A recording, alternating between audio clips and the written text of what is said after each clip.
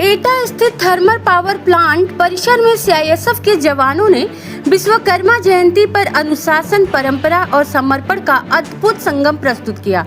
देव शिल्पी भगवान विश्वकर्मा, जिन्हें सृष्टि का प्रथम अभियंता और तकनीकी ज्ञान का देवता माना जाता है, उनकी जयंती पर सुरक्षा बल ने हवन करके अपने शस्त्रों और अग्निशमन वाहनों की विधिवत पूजा कर यह संदेश दिया कि केवल मशीनें ही शक्ति का आधार नहीं होती, बल्कि उनमें आस्था और जिम्मेदारी का भाव भी जुड़ा रहता है।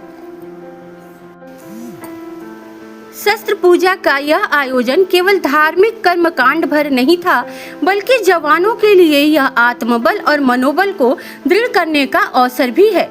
जब सुरक्षा कर्मी अपने हथियारों को पूजते हैं तो वे यह संकल्प भी दोहराते हैं कि इन हथियारों का प्रयोग केवल राष्ट्र और समाज की रक्षा के लिए ही होगा।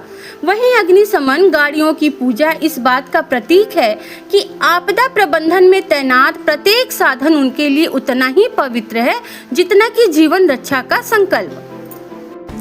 ऐसे आयोजनों का सामाजिक और सांस्कृतिक महत्व भी है। विश्वकर्मा जयंती पर सीआईएसएफ का यह उत्सव न केवल कर्मयोग की प्रेरणा देता है, बल्कि यह भी दर्शाता है कि औद्योगिक सुरक्षा बल तकनीक और परंपरा दोनों को समान महत्व देता है। थर्मल पावर प्लांट जैसे राष्ट्रीय धरोहर स्थलों की सुरक्षा और संचालन में लगी यह शक्ति तभी पूर्ण होती है जब उसमें संस्कृति और शौर्य और जिम्मेदारी का संतुलन मौजूद हो। यह आयोजन स्पष्ट करता है कि अनुशासन और आस्था जब साथ चलते हैं तो सुरक्षा तंत्र न केवल मजबूत होता है, बल्कि समाज में विश्वास और गर्व की भावना भी भरता है। एटा का यह दृश्य आने वाली पीढ़ियों के लिए संदेश है कि आधुनिकता की चमक में भी परंपरा का दीपक जलता रहे और राष्ट्र की सुरक्षा में लगे हर साधन को सम्मान मिले।